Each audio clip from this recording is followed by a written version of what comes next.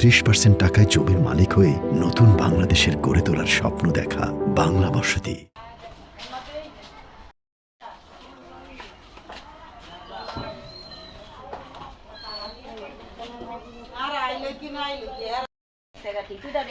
সকালে ঘুমেতে উঠছি পালদা উঠছি একটা সিলান উঠছি